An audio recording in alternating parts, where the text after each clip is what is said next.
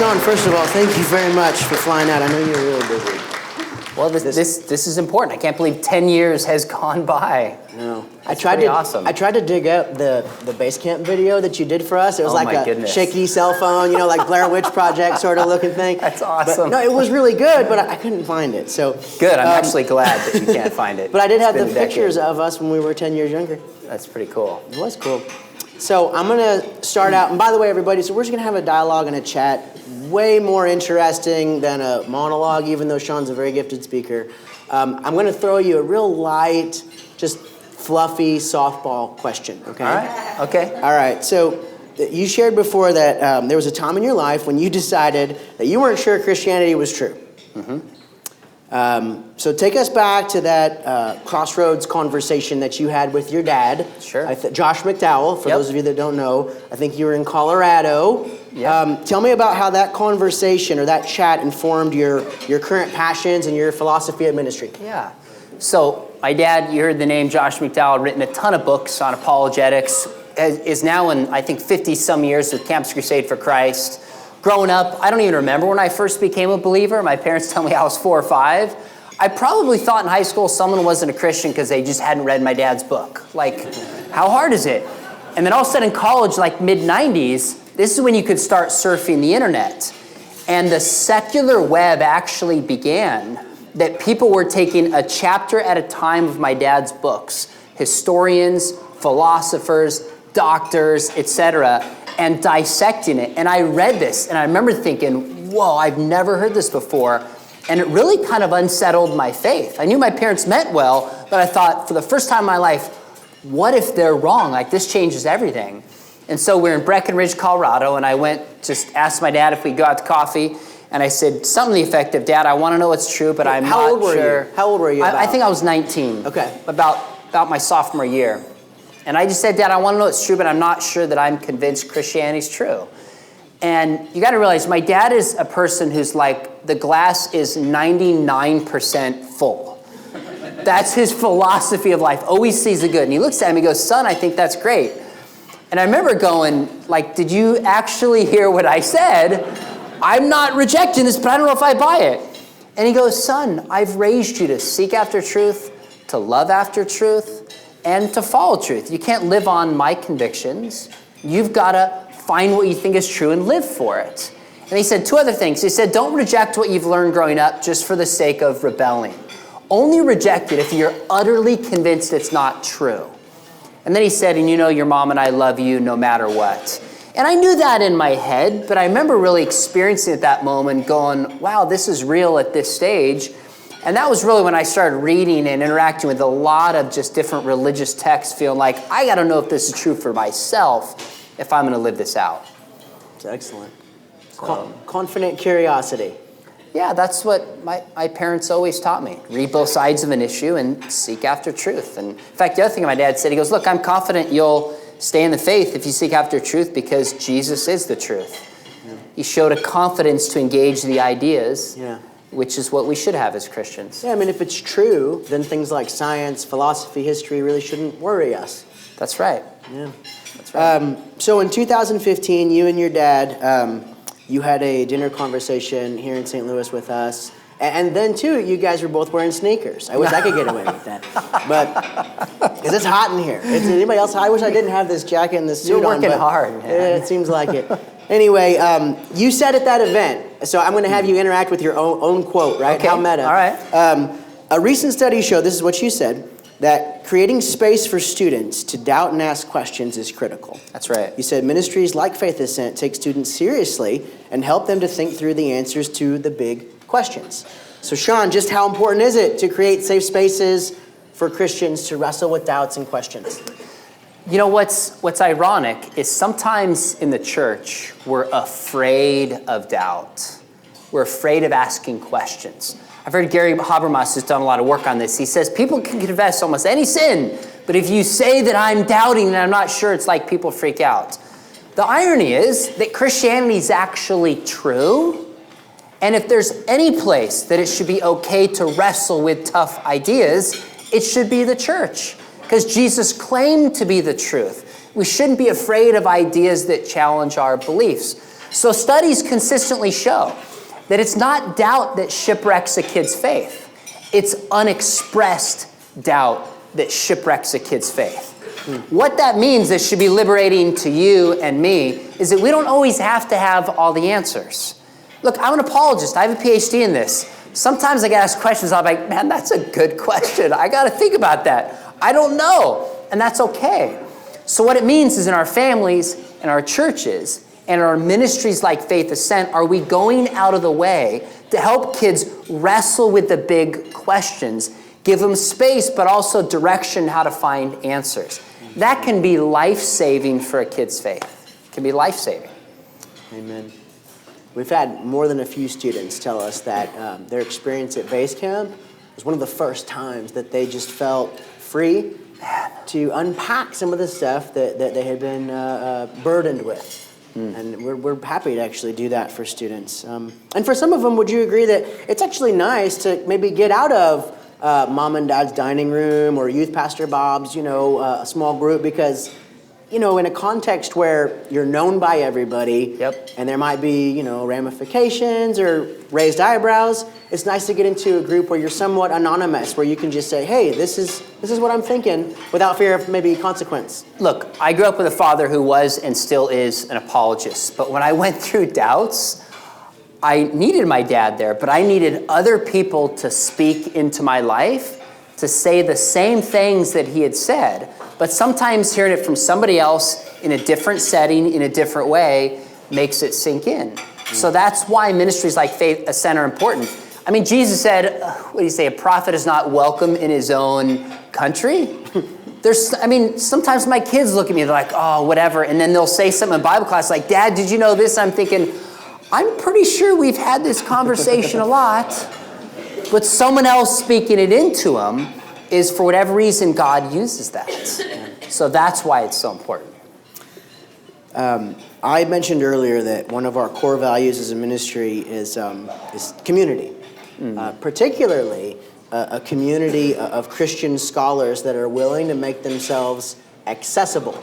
And actually forgot to flip the slide, but it's nice that these folks are still here, because these are local folks that are very accessible to not just students, but to me, and to some of the pastors and parents in our network. Recently, you wrote a blog about staying in your lane, right? And it was more about, how do you get so much done being busy? And you mentioned that it was important to stay in your lane, focus on what you are good at. How important, Sean, is it for pastors and youth pastors to resist the temptation, or maybe you could say the pressure, to tackle every philosophical, scientific, and historical topic alone? How great is the pressure to do that? Yeah, so let me say it again. Okay. A lot of youth pastors, I've noticed, in our context, maybe you've realized this, they feel like they have to be all things to every kid. Got it. Every question that comes up, they feel like, oh, I have to study. I have to be the expert. I have to be Josh or Ravi or Bill Craig or whoever it is, right? How important is it to outsource, to invite others in, experts? So here's the balance. What can happen is when people don't feel like they're an expert on something, they never talk about it. That's a mistake. Or they talk about it as if they know and they're the expert when they're not. So interestingly enough, in David Kinnaman's research, you cited Barna earlier, they said that 50% of Christian youth today want to go into some type of science-related field. Maybe it's research, maybe it's in medicine, maybe it's engineering. Yet over the past year, and this research was 3 or 4 years ago, over the past year, the number of youth pastors who have addressed a science-related topic was 1%. Can you imagine that? 1% according to his research. So one problem is people don't talk about it. The other problem is people will talk about issues in a way that they haven't really studied and don't know, and then students get outside of the youth group, hear something different from a professor, and they not only lose confidence in that youth pastor, whoever it is, that adult in their life, that's the person who represented Christianity. So they lose confidence in their faith in light of that. That's why experts coming in going, hey, let me tell you, this is what I studied, this is what I know, who have relationships, who are likable, who are caring. not only give them good arguments, but kind of incarnate that and give students something to look up to, something to emulate personally. That's the power of it. Yeah. I learned early on that I am not the guy to go into a church and talk about science, Okay. New Testament textual criticism, or what have you, right? I have Okay. a couple of things that I feel comfortable discussing. Sure. And I've been really, really blessed locally to have so many different, as I said earlier, Good. pastors, professors, etc. So thanks for reinforcing that. One of the areas, Sean, I think that you really shine, and I watch a lot of your videos. You have public conversations with people that you strongly disagree with. You recently had a discussion with Matthew Vines on the issue of homosexuality in the Bible. On the live version of the Unbelievable show, right, with Justin Brierley, there was a guy named Ryan Bell, right, that was a former pastor turned atheist. This guy was a pastor for 20 years, and he did an experiment of being an atheist for a year, and then was going to decide what he believed. CNN covered it, a bunch of other places, and of course he ended up becoming an atheist. So we had a live conversation. It was so interesting on so many levels. I agree. How important is it? How important is it for churches and different Christian ministries to invite outsiders in so that Christians can publicly interact with their ideas with gentleness and respect? If I was a pastor, and I'm not, one of the things I would do is probably once a month bring in people on the most divisive, divided issues. Let's talk about immigration. Let's talk about race. Let's talk about LGBTQ. Let's talk about whatever it is and model civil, loving engagement amidst serious disagreement. I've done formal debates, and I don't think I'm going to do any formal debates anymore. I think there are people who should do those. But I think what speaks to this culture is when people can look at each other and disagree fiercely, but she'll still treat each other with dignity, treat each other with kindness. And frankly, the stereotype of Christians is like, well, Angela in The Office, right? Angela in The Office is the Christian. So when Christians, uptight and judgmental and shallow and hypocritical. So when Christians can actually converse on an issue and give a point, not feel like they need to win, so to speak, and be loving, that I think speaks volumes for the gospel. And just gives the church confidence to engage these issues. Sometimes we're afraid to even talk about them. And I think the reason we're afraid to talk about them is because we don't really know what we believe and why.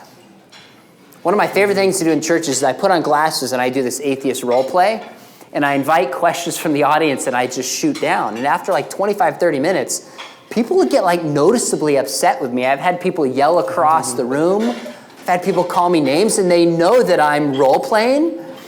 And I push the buttons. I know how to do that, but I'll step out of character. And my first question is, how did you treat your atheist guest?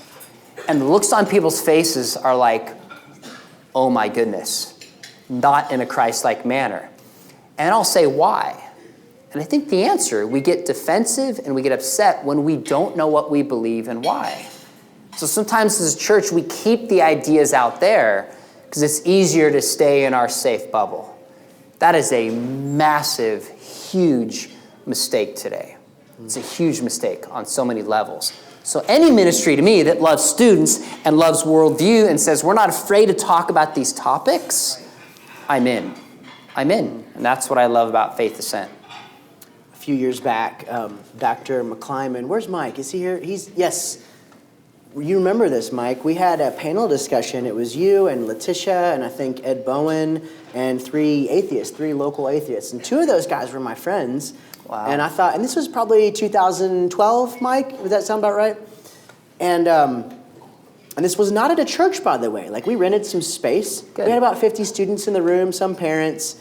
I got an email from a pastor a couple days after, and he said something along the lines of, that I had soiled the pulpit by allowing atheists to talk to our parents and students. We did another thing. We partnered with a local ministry called Midrash, and we had Matthew Lee Anderson. You've heard of? Yeah, I know Matt well. So him and John Corvino did a talk. Yes, that's John, awesome. What's he known for, John? He's the issue of same-sex marriage and homosexuality. Yeah, he's like the spokesperson. Yeah, like YouTube famous. That's right. And he's a professor. I can't remember the university, but anyway. So him and Matthew did this conversation, and they were engaging in friendly dialogue. John stayed at Matthew's house. Wow. And Matthew's like, yeah, like this is my friend. I disagree with him deeply. And yet, I love him. He's an image bearer. Yep. I'm going to continue to try to convince him of the truth of the gospel. But in the meantime, like, I love him. It's just so important. And I've noticed that over the last few years, less pushback on the dialogues. I think more people are catching on. Do you see that in your context too? Yes and no. So the different issues you have to deal with differently. It's one thing to bring in an atheist because you know exactly where an atheist stands. I had a conversation with a quote gay Christian who says the Bible is okay with same-sex relationships. Matthew Vines? With Matthew Vines. That's very different because you know exactly where the atheist stands spiritually. But when somebody says, I'm a Christian, and the Bible approves of same-sex relationships, that's a very different dynamic. There's a lot of concern in the church about that conversation. I frankly think a lot of it is motivated by fear. We're motivated by fear. Well, what's the response to fear? What does 1 John 4 say? Perfect love casts out fear. The response is love. So we have to know what we believe and have the courage to engage people. I don't agree with the pastor who said you shouldn't have an atheist in, but I understand the instinct of defending the flock. Yeah. Because Richard Dawkins wrote his book, The God Delusion, to talk kids out of their faith. That's why he wrote it. Now, I took students a semester through a Christian apologetics book, and then we did Richard Dawkins' book. This is a high school group. And their response was, they said, Mr. McDowell, I'm really disappointed. Is this all he has? Like, these are high school students telling me this. And I said, well, there are smarter, more articulate atheists. Like, he doesn't represent all of them. But it also shows we shouldn't be afraid to do this if we train students, if we build relationships with them. That's the key that I think makes a difference. And obviously, that's what you guys are doing. Maybe the pastor didn't have the context for that. Well, it was a long time ago, and I know he was well-meaning. Last question. And you can't let one ruin all the other positive things, right? Clearly I didn't, because we kept doing it. Good. So, last question, kind of 2 or 3-parter here. You recently co-wrote the book with J. Warner Wallace. What's the title again? So the next generation will know. And in your estimation, talking about the next generation, what are the big differences between Gen Xers, millennials, and Gen Z in terms of what makes them unique and how they filter and process truth claims? So one of the things I do when I speak to audiences, I'll ask adults, I'll say, give me words that describe the Gen Zers in your life, who are basically upper elementary through college. Now, I won't do this here, but the most common words are entitled, spoiled, blinded, 90% negative. So I'll let it go on for a while, and then I'll stop and I'll say, you know, how you view this generation shapes the way you relate to them. If you view them negatively, you're going to treat them that way. And if there's anything true about this generation, I think they value authenticity, and they can smell the fake. So my first approach is we can talk about uniquenesses to this generation. I was speaking on Gen Z in New Zealand, and a girl came up to me afterwards. She was in tears.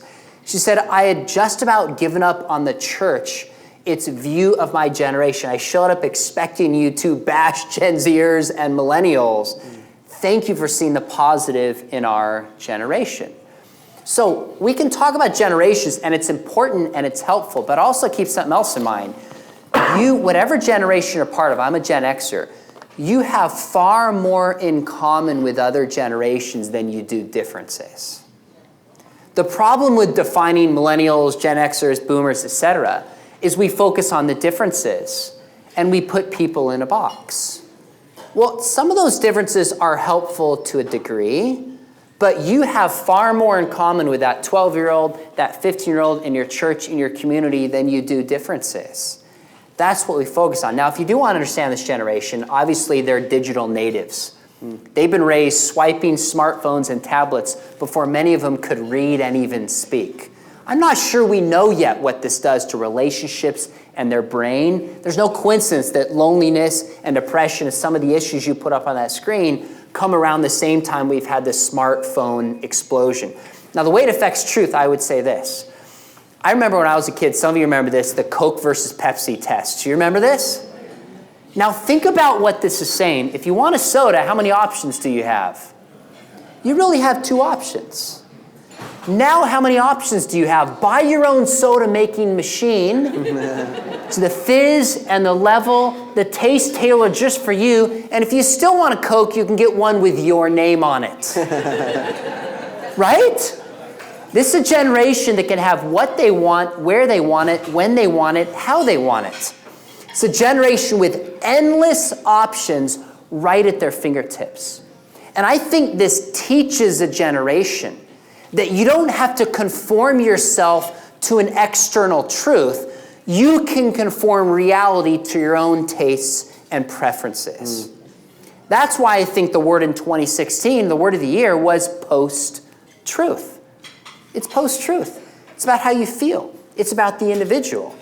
So that's why it's so important not to just jump into the evidence for the resurrection or evidence for creation, whatever the issue is, but to talk about what is truth, how do we know truth, why is truth important? These are the kinds of conversations. When my dad first wrote Evidence Demands a Verdict in 1972, he didn't have a whole section on truth. He's jumped right into the evidence because people assume there's a truth and you should seek it. Recently he said to me, he goes, at that time in the 60s and 70s when he started, everybody assumed there's a meaning to life. The question is, what is it? Now kids are asking a more basic question. Is there even any meaning to my life? That's the question many young people are asking. And if there's no truth, there's no meaning. That's why truth is so important. I think at this point, we're doing well on time. I'm going to open it up to questions from the audience. We have time for probably 2 or 3. You're the boss. I think also I need to grab this clicker. Sean, by the way, if you guys have a question for Sean, just raise your hand. You pick someone that looks like they might have a... Pressure is on. All right, I saw your hand first. You're up, lady. Better be good. I'd like I'm just kidding. 2 or 3 questions that kids have actually asked you. 2 or 3 questions kids have asked me? Maybe some of the hardest ones. Gosh. So let me take a step back and answer it this way. Here's what I think are the biggest questions this generation is asking. And this is backed up by Barna's Gen Z study. One would be questions of science and faith. That's huge. Second, about the seeming exclusivity of Christianity.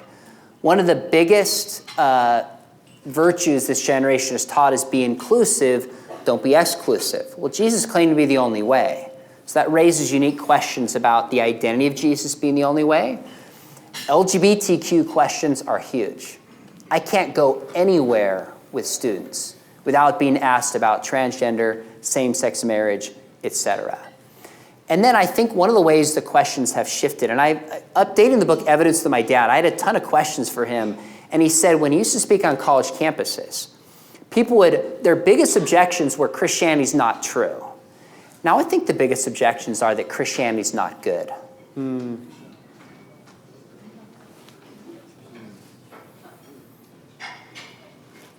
Pause for a moment. We've got a question from someone in Arizona. They didn't give a name, but they asked this, Sean. They said, is there a good question that you use to open up a conversation with a teenager about the truth of Jesus? Like an opening question, maybe? An opening... You know, I don't have... Look, when I look at... We're always looking for simple methods and steps to get right to Jesus. Yet when I look at the model of Jesus, he treated people very, very differently with wisdom based upon where they were at and what their barriers were to the Lord. So I'm prepared to share the gospel with a young person and have on many occasions. But typically, if I'm talking with a young person, they're open to a conversation, I'm just like, tell me what you love to do. Tell me about your life. And if I can shift it to spiritual things and they're open to it, then I want to have that conversation with them. I don't know that I have some magical question that just gets them right to Jesus. One of the best questions to ask young people is, hey, or even just say, tell me your story. I want to listen. There was a huge study last year, a show on A&E biography called Undercover High, where these students in their lower 20s went back to high school as fake high school students. They were undercover. And their big conclusion was that cell phones changed everything from just 5 years ago. And second, they said, this generation feels totally misunderstood, and they just want a caring adult to listen to them. So that's where I start listening, showing I care, and if I can bring it to spiritual things, I'll do it as quickly as I can. I really like how you reframe thinking about the younger generation in a positive way. About our moment, what do you think are the positive opportunities that might make it easier now versus in past generations, or new ways forward now that weren't even available in the past? Could you restate the question, by the way, so everyone can hear it? If I understand correctly, you like how I reframed it positively. What are the easier ways to engage this generation that maybe we didn't have in the past? And that's a tough question. In some ways, I think cell phone technology has made it harder to engage this generation. In some ways, if you use certain tools, it's easier to engage young people online who will talk in a way that they won't face-to-face. And I think it makes it easier when somebody's not looking at them, seemingly judging them. They'll open up at times in a way that they might not face-to-face. So I think that's a positive technology. The downside is kids have phone and they're connected all the time, and it can easily be a barrier between us and between them. So I don't know if there's outside of technology, if there's a special way to engage this generation opposed to other generations. I'd have to think about that a little bit more. But I do know that the heart of this generation, I think, is to be known and loved by someone who calls them the beloved. And that means a huge opening for an adult who essentially says, I care about you, I'm here for you, I'm going to build a relationship with you, I'm in this for the long haul. I think this generation is hungry for that, and when they sense that, they're willing to be open and share and talk about spiritual things. But that takes time, and that takes effort. Sean, we have a question here. Yeah. Do you think among Western nations, do you think that the United States will continue to be regarded as perhaps the more friendly to Christianity than perhaps the other Western nations, or are you seeing that change elsewhere? So the question was, do I think the United States will be more friendly to Christianity than other Western nations? As it has been historically. As it has been historically, I am not a prophet. I work in a nonprofit organization.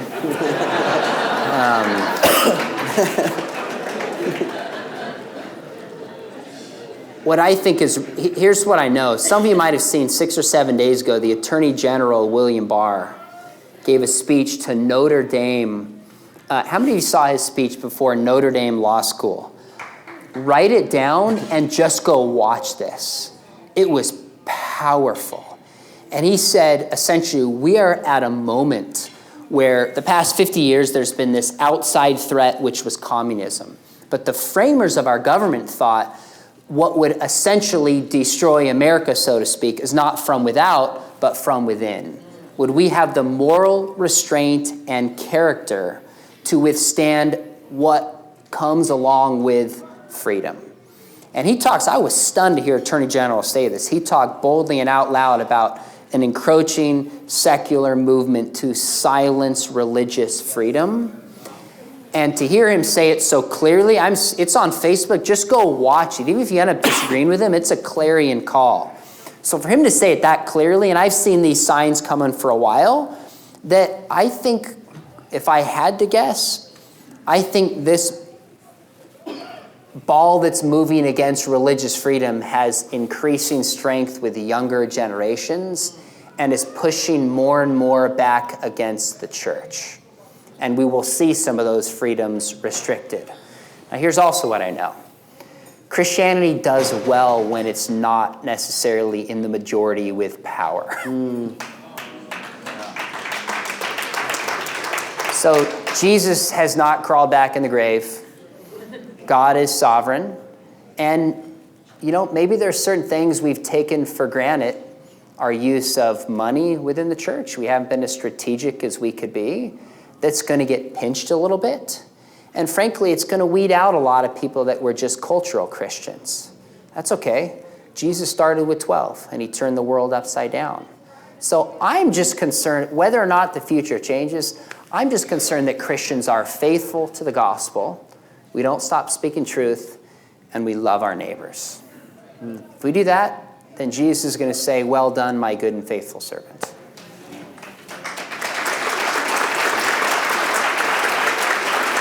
So we're going to wrap up Q&A with a real simple one. We have a friend in Arizona, and the question is this: how do you guide kids who are questioning the goodness of God in light of evil and suffering in the world? That's a great question. We had a banquet at the Christian school I teach at last night, and our speaker, Kara Powell, who's done a ton of research on this generation, shared a story about a young man, Steve, when he was 13, went to a church and asked the pastor, he said, does God know what finger I'm going to lift up next? The pastor says, yes. Pulls out a magazine and says, of all the starvation and kids suffering around the world, does God know that this is happening? The pastor's response was, yes, you just got to trust God. Steve Jobs turned around, walked out of a church, and never went back. That was Steve Jobs, founder of Apple. That's in his biography. So, yes, we need to trust God. That's at the heart of the message of the book of Job. But I think with this generation, it's giving them space, it's asking them questions, it's building a relationship, showing them that ultimately Christianity makes the most sense of suffering and evil, I think intellectually and existentially, but we have to live with a lot of unanswered questions and be okay with that. I think one of the worst things we can do this generation is give them a simplistic faith. Because if there's anything this generation knows, with 1 million people having voices, that there's almost nothing that's as simple as we thought it was. So sometimes inviting young people into saying, you want to know about evil? Let's look at the person Jesus. Let's look at how he dealt with it. Let's look at how he responded to it. Let's look at his character. Let's look at the resurrection. I can't perfectly answer your questions, but through the person of Jesus, we have more hope in addressing evil than we do anybody who's ever lived. I think when we frame it with the confidence that Christianity is true, yet recognizing there's some unanswered questions, I think number one, it's biblical. Number two, I think it works. And number three, I think it's honest.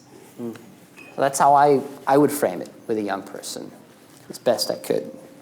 On that note, as we wrap, and I shared a little bit of this with you prior to us getting on stage, but it was 2015. Yeah.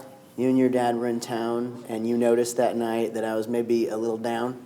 And you, I remember after the dinner, you're like, what's going on with you, man? How are you? And a lot of people in this room that know me, they know that I went through a rough patch. The problem of evil and suffering was no longer theoretical, right? Like I had to really do business with what it means to suffer, even as a Christian who thought he was being very faithful. And you said, man, look, you need to get out of your head. Like if you want to come to Colorado or to California, you can stay at my house. There's this event coming up with Dr. Turek. I think it'd be good for you. And in that moment, no offense, I thought to myself, he's kind of just saying that. I don't know if this is legit. We'll see what happens. Maybe, maybe not. And I'm not kidding, Sean. I don't know if you remember this, but the next day, between flights, I think, you texted me and you said, hey, man, I'm serious. Do you want to come hang out for a little bit? I think it'd be good for you. Now, what you didn't know was that in that moment, the months leading up to that conversation, I was kind of wrestling with calling, vocation, purpose, career, and I had just, torn my ACL. I was hobbling around on crutches. You remember? And I went to stay with you. And you were listening to Depeche Mode as well. That's I right. We remember. listened to it in the car. That just kind of summed it all up. Well, I'm like, this guy is depressed. You said you were a fan, and I was like, oh, let me tell you about their new album. Anyway, so we went to this conference, and it revitalized my passion for not just apologetics, but just for youth ministry in general, and for what I'm privileged to do here in this city. For as long as God's going to have me doing it. Well, praise the and I just want to say thank you. Oh my goodness. I really do. Thanks. That meant more to me. I think it's actually worth a clap. Thanks. This is a genuine guy, and I really appreciate what you did for me. Well, that means a ton, and I can tell you, I do remember sensing like that just this was a difficult time for you. One of the other big reasons I did it is there's not a lot of people like you out there, Jeremy. There's not. Look, let me tell you, I get to travel and sometimes have a 30,000-foot view of the church.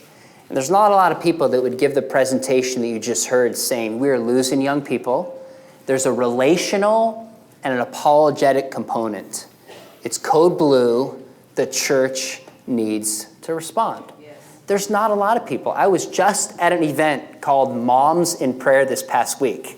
And there was 1,000 women that were there, and me. And I wasn't the only male that was there. And I said, you guys pray, you ladies pray. My request would be that you pray that God raises up workers who can speak to, counsel, write, and reach this generation. And you're one of them. So when somebody who does this is down, we got to all step in and pick them up and be a part of it. So if God does even close to what he's done, not only in your life, but in the next 10 that he's done in this 10, I'm honored to be along for the ride, and I can't wait to see. So Faith Ascent is a special ministry. Appreciate your friendship. That means a ton that you would say that. Honored to be here. So thanks for having me. Thank you for being here. That's cool.